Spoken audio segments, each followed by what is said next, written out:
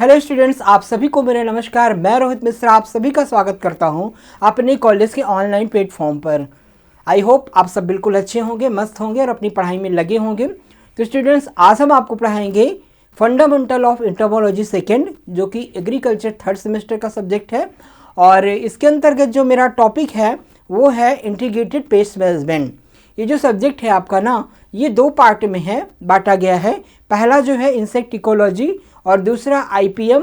ठीक है, insect ecology लगभग आपका सिलेबस ख़त्म हो चुका है और आईपीएम के अंतर्गत जो है या आईपीएम का पोर्शन जो है वो मैं आज स्टार्ट कर रहा हूँ। तो आईपीएम यानी इंटीग्रेटेड पेस्ट मैनेजमेंट की डिफिनीशंस और कॉन्सेप्ट क्या है, आज इस सेशन के बारे में हम डिस्कशन आपसे करेंगे। ठीक है, तो सबसे पहले जानते हैं कि आईपीएम का कॉन्सेप्ट क्या है। ठीक है, तो आईपीएम जो है वो एक कीटों को नियंत्रित करने के लिए एक नई विचारधारा है। ठीक है, नई विधि है जिसके अंतर्गत हम जो है वो कीटों को नियंत्रण करने की विभिन्न जो विधियां हैं, जैसे कि आपको फिजिकल मेथड्स यानी भौतिक नियंत्रण की विधि, रासायनिक नियंत्रण और जैविक नियंत्रण, आकर्षण नियंत्रण। ठीक है, जो तमाम प्रकार की कीटों के नियंत्रण करने की विधियां हैं, physical control, chemical control, biological control, mechanical control, cultural control. ठीक है, अन्य जो विधियां हैं उसमें सभी में आपस में समन्वय बनाकर समन्वित रूप से कीटों का नियंत्रण करना ही एकीकृत कीट प्रबंधन कहलाता है। ठीक है, वर्तमान समय में, आज आधुनिक समय में इतना ज़्यादा रसायनों का उपयोग हो रहा है हमारे जो है क्रॉप्स में, लाइक जो है अनाज वाली फसलों में, वेजिटेबल्स में, मोस्टली सबसे ज़्यादा वेजिटेबल्स में और फ्रूट्स में, इन सभी में जो है इंसेक्टिसाइड का अंधाधुंध उपयोग हो रहा है। जो ये रासायनिक इंसेक्टिसाइड है, इससे जो है एक कीट विष होते हैं जो कि हमारे जो है फसल को तो विषाक्त करते ही करते हैं, फसलों पर उसका दुष्प्रभाव तो पड़ता ही है। ठीक है, इसके अलावा जो है जो तमाम प्रकार के जो है सूक्ष्म जीव हैं, लाभदायक सूक्ष्म जीव हैं हमारी मिट्टी के अंदर और हमारी क्रॉप्स के, जैसे पॉलिनेटर्स हैं। ठीक है, इसके अलावा जो है तमाम प्रकार के जो अन्य लाभदायक कीट हैं, इसके अलावा जो है जो पशु पक्षी जो वातावरण के हैं, यहाँ तक ह्यूमन बींग्स को, इन सभी को नुकसान पहुँचा रहे हैं। ठीक है, हवा में फैल करके ये फेफड़ों में जा कर के प्रदूषित कर रहे हैं, शरीर को डैमेज कर रहे हैं। तो इस प्रकार से जो है वो बहुत सारे लोगों को इससे नुकसान हो रहा है। तो रसायनों को कम करना इसका मुख्य एम है, वातावरण को सुरक्षित करना। ठीक है, वातावरण को जो है वो सुरक्षित करना, प्रदूषण को कम करना, सूक्ष्म जीवों की रक्षा करना, ये सभी इसके मुख्य उद्देश्य हैं। तो अन्य रासायनिक नियंत्रण के अलावा अन्य विधियों का भी उपयोग करके कीटों को किस प्रकार से नियंत्रित किया जाए जिससे कि फसलों को कीटों से बचाया जा सके, साथ साथ जो है वो इन्वायरमेंट को भी प्रदूषित से रोका जा सके और इन्वायरमेंट को भी, वातावरण को भी शुद्ध रखा जा सके, केमिकल फ्री रखा जा सके। ये इसका मुख्य उद्देश्य होता है। तो आइए इसका क्या कॉन्सेप्ट है, आइए जानते हैं इस क्लास में। तो सबसे पहले इसके कॉन्सेप्ट की बात करें तो एकीकृत कीट नियंत्रण कार्यक्रम वास्तव में एक नई विचारधारा है, नया कॉन्सेप्ट है। ठीक है, और किंतु यह विचारधारा सिद्धांत इतनी सुगम है कि आम लोग तक कहते हुए पाए गए हैं कि ये इसकी सैद्धांतिक सुगमता ही सभी विशेषताओं को सीमित कर देती है। कहने का मतलब है कि एक नई विचारधारा है, इसकी जो सुगमता है वो प्रत्येक व्यक्ति को, मतलब कि एक सुलभता है कि ये इसकी जो विचारधारा है आम लोगों तक पहुंचने में काफ़ी अभी, मतलब कि इसको मतलब कह सकते हैं कि जो आम लोग हैं, आम लोगों में इसको बताना होगा, इसका प्रचार प्रसार करना होगा, समझाना होगा कि रासायनों का जो उपयोग कर रहे हैं उससे कितना नुकसान है पर्यावरण को, तमाम प्रकार के लाभदायक जीवों को, पॉलिनेटर्स को, इसको समझाना होगा, तभी इस चीज़ों की समझ पाएंगे। कहने का मतलब कि आईपीएम जो है वो तमाम प्रकार के जो है वो एक्शन है, इवैल्यूएशन है, पेस्ट कंट्रोल है, प्रिवेंशन है, मॉनिटरिंग है, चूज ऑप्शंस हैं। तो आईपीएम जो है वो इंसेक्ट के नियंत्रण करने की विधियों को डिसीजन लेना है कि किस प्रकार के नियंत्रण की विधियों का किस समय कब प्रयोग करना है और उसका इवैल्यूएशन करना है कि उससे कितना नुकसान है जो है हमारी फसल को। इस प्रकार से इसके यदि हमें इनकी अच्छाइयों को अपने यहाँ लागू करना है तो हमें इस बात पर जोर देना है कि इस प्रकार का कीट नियंत्रण व्यवहारिक रूप से हो जिसका अभाव विशेषगत वर्षों में रहा है। ठीक है, तो इसकी अच्छाइयों को ध्यान देकर के इसे लागू करना है। ठीक है, आईपीएम प्रणाली में कई सारी समस्याएं भी हैं। ठीक है, सही रूप से इसको क्रियान्वयन करना है क्योंकि केमिकल्स का यूज़ करते हैं हम जब, तो केमिकल्स तुरंत इफेक्ट करते हैं जो है इंसेक्ट के ऊपर, मतलब तुरंत उससे नियंत्रण होते हैं। लेकिन आईपीएम की विधियों को जब हम लागू करेंगे तो कीटों का नियंत्रण तुरंत ना होकर के धीरे धीरे होता है। कब किस समय कीटों को नियंत्रण करना उचित रहेगा, किस समय नहीं रहेगा, ईटीएल और ईआईएल लेवल को ध्यान में देकर के इंसेक्ट का नियंत्रण किया जाता है। तो इसमें तमाम चीज़ों को ध्यान में दे करके व्यवहारिक तरीके से कीटों का नियंत्रण जो है वो किया जाता है। तो ये सारी चीज़ें हैं।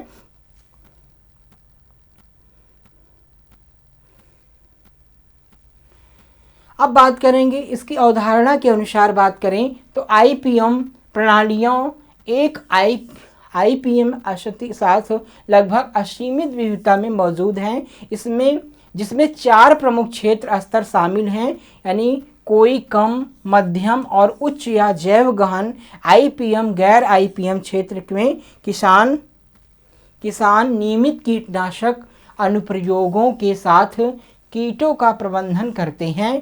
ठीक है, निम्न स्तरीय आईपीएम बुनियादी क्षेत्र की सफाई, स्काउटिंग, थ्रेशोल्ड से जुड़े कीटनाशक अनुप्रयोगों पर निर्भर करता नियंत्रण भार का एक हिस्सा मुख्य रूप से निवारक उपायों में डाल दिया जाता है। ठीक है, तो आईपीएम जो है वो कह सकते हैं कि आईपीएम जो है वो लगभग 5th स्टेप में होता है, जैसे कि इंस्पेक्शन एंड आइडेंटिफिकेशन। ठीक है, इसका रिकमेंडेशन एंड जो है वो क्लाइंट कम्युनिकेशन, इम्प्लीमेंटेशन, ठीक है, और डॉक्यूमेंटेशन एंड फेलोशिप। तो कई प्रकार से जो है वो आईपीएम प्रोग्राम लागू किए जाते हैं। सबसे पहले हम देखते हैं कि हम फील्ड का इंस्पेक्शन करते हैं। समय समय पर फील्ड का इंस्पेक्शन क्या आता है कि कीटों की संख्या कितनी है। कीट ने ये नहीं कि तुरंत हम केमिकल्स को लाए और अप्लाई करने लगते हैं। थोड़ा सा कीट देखा कि खेत में हम केमिकल्स को डाल देते हैं। लेकिन आईपीएम के अंदर क्या है कि हम सही से मॉनिटरिंग करते हैं फील्ड की, और उसमें देखते हैं कि ये जो हमारे पेस्ट हैं उनकी संख्या कितनी है। अगर वो आर्थिक नुकसान स्तर को पार चुकी है तो फिर हमको नियंत्रण करने की आवश्यकता होती है। ठीक है, तो मतलब कि किसान को अगर आर्थिक नुकसान पहुंचा रही है, इकोनॉमिकली इंजर्ड कर रही है फसल को, तो फिर उसे नियंत्रण करने की जो है वो तरीके की विधियों का हम जो है वो रखते हैं कि किस प्रकार की विधियों का उसमें उपयोग करना है। ठीक है, तो समय समय पर हम फसलों की इंस्पेक्शन करते हैं, मॉनिटरिंग करते हैं। उसके बाद फिर कीटों की संख्या के आधार पर हम देखते हैं कि किस प्रकार के नियंत्रण की विधियों को हमें अपनाना है। ठीक है, तो ये सारे जो है वो कई सारे स्टेप्स होते हैं इसके अंतर्गत, जिसके द्वारा हम कीटों को नियंत्रण करते हैं। और किसानों को लाभकारी जीवों पर अधिक निर्भरता के कारण कीटनाशकों के अधिकांश अनुप्रयोगों को छोड़ने की आवश्यकता होती है। कहने का ये मतलब है कि किसानों को ये समझाया जाता है इंटीग्रेटेड पेस्ट मैनेजमेंट के अंदर जो हमारे लाभदायक कीट हैं उनको समझाया जाता है, जो हानिकारक कीट है उनको समझाया जाता है। मतलब नियंत्रण की विधियों को किसानों को बताया जाता है कि जो हमारे लाभदायक सूक्ष्म जीव हैं, कीट हैं, उनको कैसे बचाया जाए। ठीक है, रासायनों से और रासायनिक दुष्प्रभाव के बारे में बताया जाता है कि फसलों पर इसका क्या दुष्प्रभाव होता है। ठीक है, तभी हम सही रूप से आईपीएम की विधियों को लागू कर सकते हैं। ठीक है, अब बात करेंगे एकीकृत रोग प्रबंधन को अक्सर आईपीएम से अलग माना जाता है और इसे जैविक, सांस्कृतिक और भौतिक रासायनिक उपकरणों को इस तरह से संयोजित करके कि रोगों के प्रबंधन के लिए एक अस्थायी दृष्टिकोण के रूप में परिभाषित किया जाता है। तो देखो स्टूडेंट, एक होता है इंटीग्रेटेड पेस्ट मैनेजमेंट, एक होता है इंटीग्रेटेड डिजीज मैनेजमेंट। ठीक है, तो इंटीग्रेटेड पेस्ट मैनेजमेंट लगभग इंटीग्रेटेड डिजीज मैनेजमेंट एकीकृत कीट प्रबंधन और एकीकृत रोग प्रबंधन। ठीक है, तो एकीकृत कीट प्रबंधन और एकीकृत रोग प्रबंधन में लगभग सेम चीज़ें होती हैं। उसमें कीट नियंत्रण की एकीकृत विधियों को देखा जाता है, उसमें रोग नियंत्रण की। ठीक है, तो काफ़ी चीज़ें जो है वो सेम होती हैं। जो भी जो है इंसेक्ट के और डिजीज़ के कंट्रोल करने के स्टेप्स होते हैं वो सारे लगभग एक जैसे होते हैं। उसमें हम डिजीज़ का मॉनिटरिंग करते हैं, इंस्पेक्शन करते हैं, फिर उसका हम इवैल्यूएशन करते हैं, तमाम प्रकार के स्टेप्स फॉलो करते हैं। और आईपीएम के अंदर हम पेस्ट का जो है वो इंस्पेक्शन करते हैं, फील्ड में मॉनिटरिंग करते हैं, ठीक है, रिवोल्यूशन करते हैं, रिकमेंडेशन करते हैं और इवैल्यूएशन करते हैं। कई सारे स्टेप्स में हम जो है वो ये प्रक्रियाएं करते हैं। तो इस प्रकार से लगभग दोनों में सेम प्रोसीजर होता है। दोनों में ही जो तमाम प्रकार के नियंत्रण की विधियां हैं, रासायनिक नियंत्रण, जैविक नियंत्रण एक और भौतिक नियंत्रण, ठीक है, इन सभी विधियों में आपस में समन्वय बना करके हम कीटों और रोगों का नियंत्रण करते हैं, ठीक है, और इस प्रकार से इसे लागू करते हैं। तो इस प्रकार से आर्थिक, स्वास्थ्य और पर्यावरणीय जोखिमों को कम करता है। तो एकीकृत जो रोग प्रबंधन है, एकीकृत कीट प्रबंधन जो है वो कहीं ना कहीं जो है वो आर्थिक, स्वास्थ्य और पर्यावरण, ठीक है, इकोनॉमिकली, मतलब कि इकोनॉमिकली और हेल्थ और इन्वायरमेंटल तीनों चीज़ को इको सेफ होता है। मतलब कि एकीकृत रोग प्रबंधन के द्वारा, एकीकृत कीट प्रबंधन के द्वारा ऐसी विधियों को विकसित किया जाता है जो हमारे आर्थिक रूप से हमें जो है लाभकारी हों, हमारे स्वास्थ्य के लिए लाभकारी हों और हमारे पर्यावरण को भी सुरक्षित रखती हों। ऐसी विधियों को हम खोजते हैं और उसी विधियों को हम इसमें लागू करते हैं, ठीक है। इन प्रगति को ध्यान में रखते हुए FAO द्वारा, मतलब कि फूड एंड एग्रीकल्चर ऑर्गेनाइजेशन द्वारा हाल ही में दी गई परिभाषा में कहा गया है कि एकीकृत कीट प्रबंधन IPM फसल उत्पादन और सुरक्षा के लिए एक पारिस्थितिकी तंत्र दृष्टिकोण है। तो IPM ने क्या कहा है कि जो है एकीकृत कीट प्रबंधन जो है वो कहीं ना कहीं कह सकते हैं कि इन्होंने कहा है कि IPM जो है वो फसल उत्पादन और सुरक्षा के लिए एक पारिस्थितिक तंत्र दृष्टिकोण है। कह सकते हैं कि IPM जो है वो फसल उत्पादन तथा पारिस्थितिक दृष्टिकोण का एक तंत्र है। कह सकते हैं कि इसमें इसका फोकस कहता है कि फसल का उत्पादन भी करना आवश्यक है, ठीक है, क्योंकि अगर फसल उत्पादन नहीं होगा तो किसान को आर्थिक नुकसान हो जाएगा, ठीक है। अगर कीटों का नियंत्रण सही समय पर सटीक नहीं किया गया तो किसानों को क्या होगा, आर्थिक नुकसान उठाना पड़ेगा। तो फसल उत्पादन को ध्यान दिया जाता है, किसानों के आर्थिक जो है इकोनॉमिक को ध्यान दिया जाता है, साथ साथ जो है वो पारिस्थितिक तंत्र को भी, यानी वातावरण, पर्यावरण को भी हम फोकस करते हैं, उसको भी ध्यान देते हैं। तो फसल उत्पादन के साथ साथ पारिस्थितिक तंत्र को भी ध्यान में देते हुए दोनों में जो है वो सामंजस्य बना करके कीटों का नियंत्रण जो है वो किया जाता है इन सारी विधियों के अंतर्गत, ठीक है। अब बात करेंगे अगर इसकी डिफिनीशन की, ये तो कॉन्सेप्ट हो गया आपका। अब बात करेंगे अगर डिफिनीशन ऑफ IPM की, तो हम डिफिनीशन की बात करें, FAO पैनल के द्वारा व्यापक परिभाषा में कहा गया है कि एकीकृत कीट नियंत्रण एक कीट प्रबंधन प्रणाली है, ठीक है, एक कीट प्रबंधन प्रणाली है जो कीट प्रजातियों के संबंधित पर्यावरण और जनसंख्या गतिशीलता के संदर्भ में यथासंभव सुसंगत तरीके से सभी उपयुक्त तकनीकों और विधियों का उपयोग करती है और कीट आबादी को आर्थिक क्षति स्तर तक पहुंचने वाले स्तरों के नीचे बनाए रखा जाता है, ठीक है। तो कीट नियंत्रण जो है वो IPM जो है वो कीट नियंत्रण की एक प्रणाली है जिसमें कीट की जातियों को जो है वो फसलों के अंतर्गत जो है आर्थिक क्षति स्तर जो होता है, इकोनॉमिक इंजरी लेवल है, उसके नीचे बनाया जाता है। मतलब आर्थिक दहलीज के स्तर, आर्थिक दहलीज तक जो है वो उसको पार करने से रोका जाता है, आर्थिक क्षति स्तर तक पहुँचने ना पाएँ, क्योंकि आर्थिक क्षति स्तर तक अगर कीटों की संख्या पहुँच जाती है तो नियंत्रण करना आवश्यक होता है, ठीक है।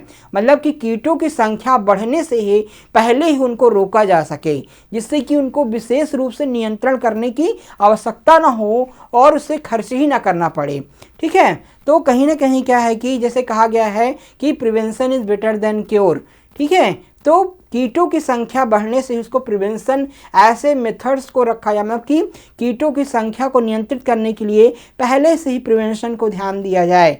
जैसे कि जो है एक रोगरोधी प्रजातियों को जो है कीट रोधी प्रजातियों को जो है वो बुआई की जाए, फसलों में खरपतवार वगैरह जो है वो अच्छे से निकाल दें, ठीक है। आपका सोलर हीट ट्रीटमेंट करके जो है वो फसलों को बोएं, ठीक है, क्रॉप रोटेशन को चेंज करके बोएं। मतलब कुछ ऐसी विधियां हैं जिसके द्वारा हम कीटों की संख्या को पहले से ही नियंत्रित करके रखें, कीटों का प्रकोप हमारी फसलों में ना होने पाए, जिससे हमको बहुत ज़्यादा उस पर खर्च ही ना करना पड़े, ठीक है।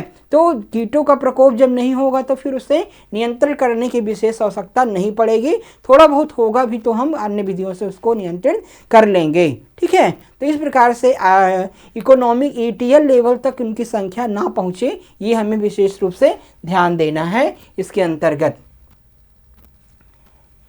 नेशनल एकेडमी ऑफ साइंस के अनुसार इसकी परिभाषा क्या है कि IPM का तात्पर्य कीट प्रबंधन में एक पारिस्थितिकी दृष्टिकोण से है जिसमें सभी उपलब्ध आवश्यक तकनीकों को एक एकीकृत कार्यक्रम में समेकित किया जाता है। IPM का तात्पर्य क्या है कि कीट प्रबंधन में एक पारिस्थितिकी दृष्टिकोण से है जिसमें सभी उपलब्ध आवश्यक तकनीकों को एक एकीकृत कार्यक्रम में समेकित किया जाता है। ठीक है, कहने का मतलब है कि IPM तात्पर्य क्या है कि कीट नियंत्रण से है, इसमें सभी जो कीट नियंत्रण की जो विधियां हैं, जैसे कि आपका भौतिक नियंत्रण, जैविक नियंत्रण, रासायनिक नियंत्रण, ठीक है, कर्षण नियंत्रण, यांत्रिक नियंत्रण, जितनी भी कीटों नियंत्रण की विधियां हैं उन सभी में आपस में समन्वय रखा जाता है।